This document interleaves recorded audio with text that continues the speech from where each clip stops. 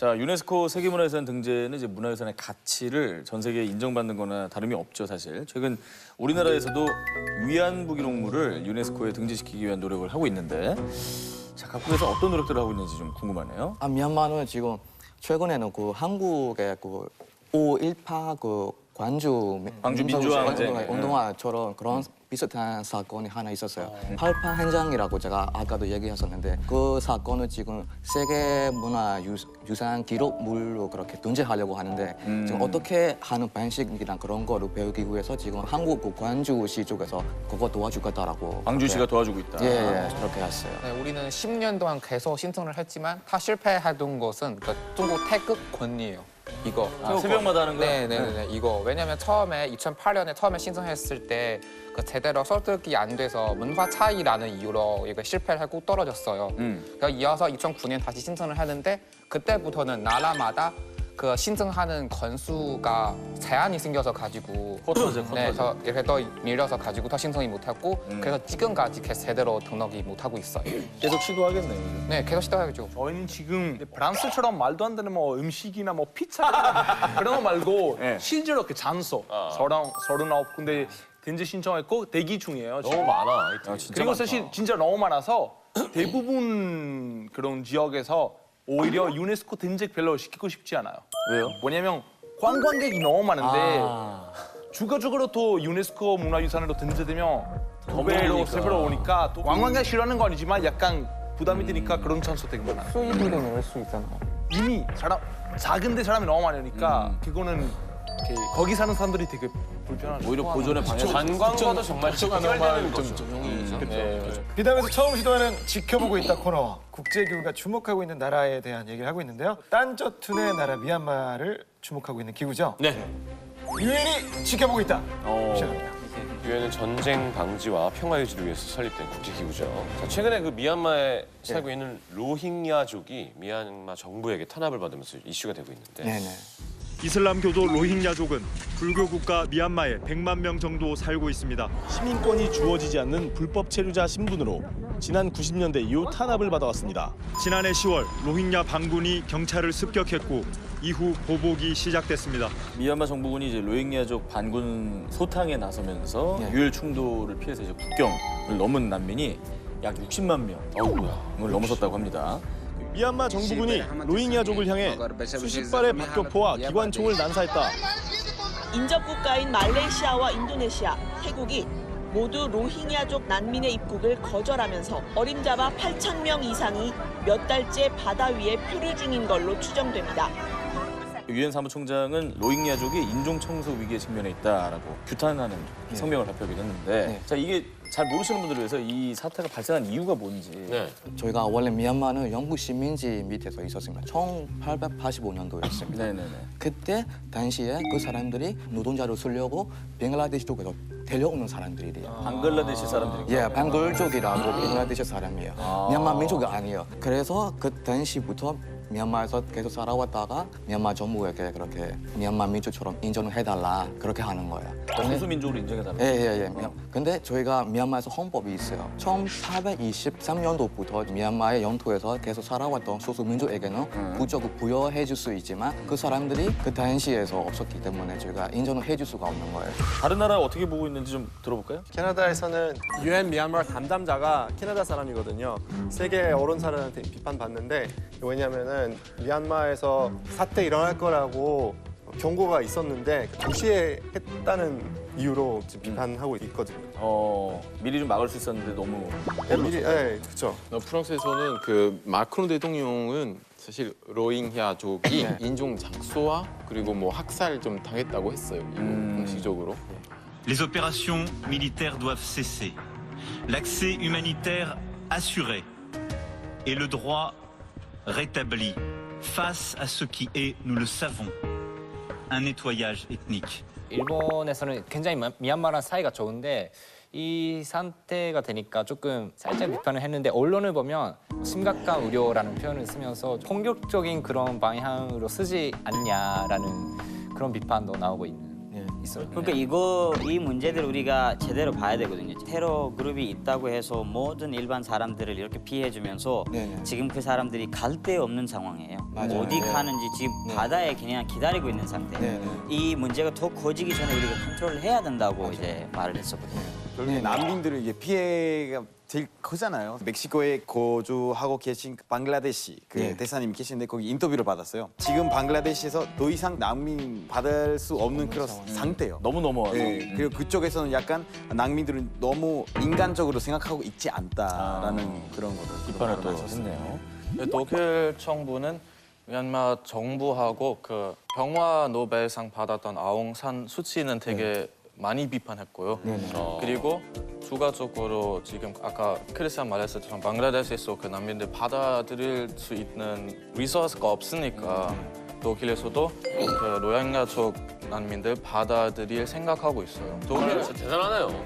나는 관대하다 같아. 네. 독일은 받아들이는 쪽은 하여튼 독일이. 대단하다 진짜. 근데 사실적으로 또 미얀마 내에서는 지금은 로힝야족 사람만 있는 거 아니고 미얀마 사람들도 피해받고 있는 상황이에요. 그러겠죠. ERS라는 저희 미얀마 반군을 결성을 해가지고 그 사람들이 미얀마 그 야카인 주에 있는 미얀마 사람들에게 뭐 테러라든가 여성 강간, 그리고 절습격 같은 거 그런 나쁜 짓으로 그렇게 많이는 했어요.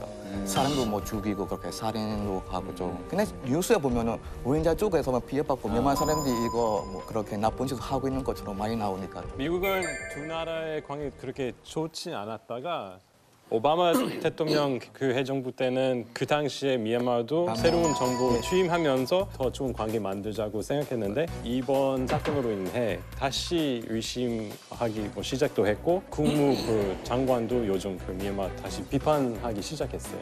그리고 최근에 우리 그 국회의원 한 40명 정도 미얀마 군부에게 다시 제재하자고 하는 뭐 의향이 있다고 해요. 네, 우리나라는 반대로 공식적인 발언이 그냥 이번에 미얀마 빨리 안전적인 삶으로 돌아가기를 바란다 이런 정도뿐인데 我们希望孟缅保持当前对话协商的良好的态势，妥善的解决有关的分歧。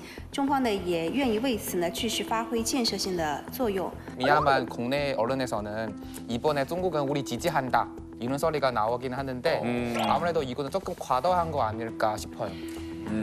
이탈리아 전문가들이 말하는 거 미얀마를 굉장히 빨리 경제 성장하고 있는 나라예요. 정부 쪽에서 해외 직접 투자 많이 유치하려고 그런 발전 지역 몇 개 좀 지정해놨어요. 근데 지금 로힝야족이 살고 있는 지역이 중국이랑 인도에 투자 많이 받으려고 하는데 방글라데시 국경에서 가깝고 되게 중요한 지역이에요. 그래서 이제 뭐 정부 쪽에서 좀 빨리 그 지역을 발전시키려고 민족을 좀 내보내고 있다고 그런 말도 나왔고 거기는 일단 뭐 중국에서 1대1로 시작할 때 중국으로부터 꼭 거기를 통과를 해야 잘 연결이 되기 때문에 요충지구나. 상황이 어쨌든 간에 인권이라는 게 있는 거잖아요. 그걸 위해서는 어떤 이슈가 되는 것 자체가 되게 중요하다는 생각이 좀 드네요. 어떤 편을 드는 걸 떠나서. 그죠. 아니 아까 얘기가 나왔는데 그 아웅산 수치는 정말 한국에도 유명하죠.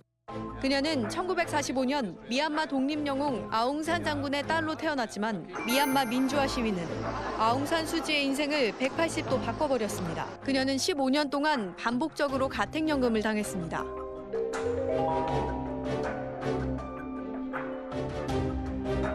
노벨 평화상을 받으신 미얀마 국가 자문인데 이 사태에 대해서 방관하고 있어서 사실 국제사회에서 조금 비판을 많이 받고 있다고 하는데. 그 영국의 옥스포드시에서는 이제 아웅산 수치의 그 명예 시민 자격을 철회하고 옥스포드 대학교에서는 동상도 철거하겠다 이렇게 얘기를 했는데. 그런데 외국에서 되게 그죠? 리액션이 세죠. 아웅산 수치에 대한. 저희도 사실 비판적인 입장들이 많아요.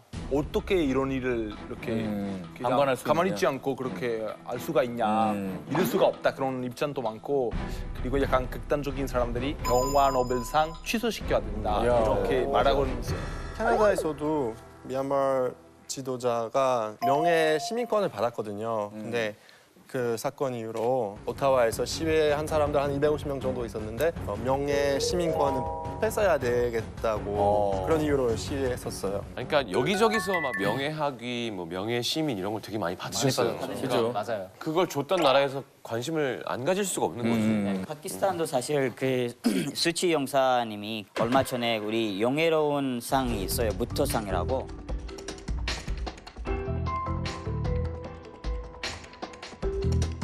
근데 이제 이 로힝야 문제가 너무 심각해져가지고 시비도 일어나고 있고 그 상을 취소시켜야 된다라고 하고 있고 충격받았었거든요, 사실. 미국에서도 아웅산 수치 여사가 사랑 엄청 많이 받고 있었어요. 특히 뭐 오바마 행정부 때 가택 연금이었잖아요. 뭐 우리 정치인들도 우리 연예인 심지어 다 뭐 자유주라고 했는데 이번에 또 캐나다처럼 이 사건으로 인해 마인드 좀 바꾼 것 같아요. 그때 발언했던 연예인 또 이제 다시 뭐 발언하고 최근에 뭐 앤젤리나 줄리가 로힝야 사건에 눈 감아 있지 않고 도와주라고 하고 있어요. 안젤리나 졸리는 참 바빠요.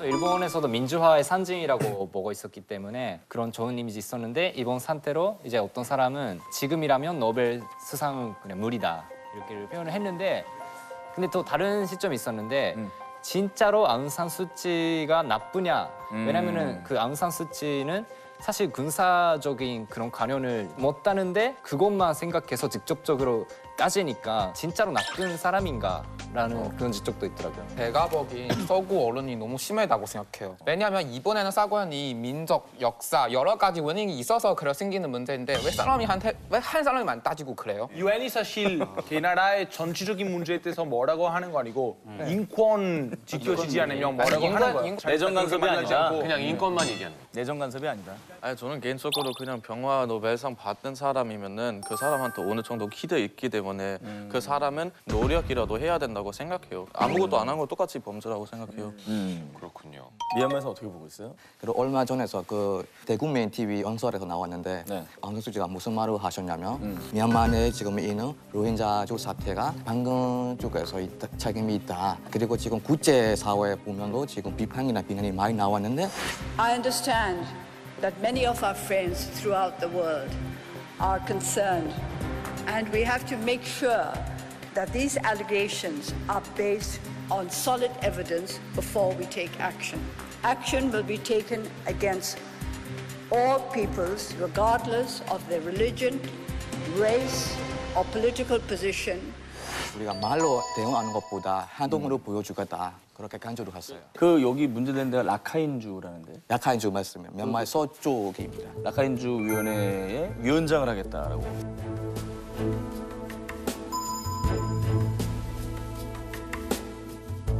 최근 북한의 잦은 미사일 도발로 한반도 역시 유엔이 매의 눈으로 지켜보고 있는 상황입니다.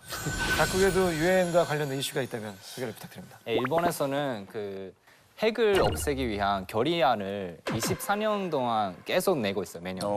우리가 그래도 유일하게 그 핵을 당한 나라로 이제 그런 입장을 보여주기 위해서 결의안을 내고 있는데 매년 안 되니까 이번에 12월에 유엔 총회가 있는데 채택될지 지금 이슈예요. 미국은 오바마 행정부가 뭐 여러 나라 같이 핵 협상 만들었잖아요. 그래서 이제는 트럼프 뭐 여러모로 뭐 오바마 했던 거 다 좀 폐지하고 싶은 마음으로 또 이것도 폐지하고 싶은 의향이 있는 것 같고요. 실제 폐지할지는 아직 결과가 안 나왔는데 어떻게 될지 몰라요. 캐나다에서는 원주민들한테 과거에 얼마나 잘못했는지 트루도 총리가 유엔 초정회에서 반성하는 연설을 했거든요. 그래서 Canada is built on the ancestral land of indigenous peoples. But regrettably, for indigenous peoples in Canada, the experience was mostly one of humiliation, neglect, and abuse. 다른 나라들도 자기가 과거에 잘못했다는 것을 인정하라는 모습을 보여줘서 화제됐거든요. 본인 잘못한 거는 아니지만 우리나라에서 잘못했다는 것을 인정은 쉽게 할 수 있다고 생각해요.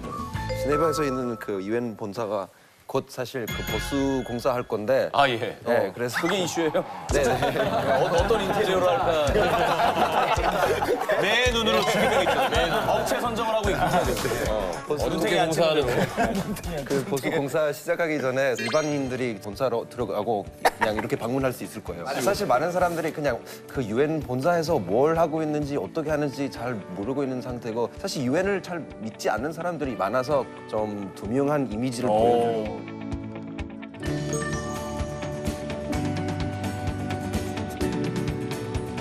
자, 언제나 시청자 여러분들 한결같이 지켜보고 있는 저희 국경 정리 비정상담 홍규 토론을 시작합니다.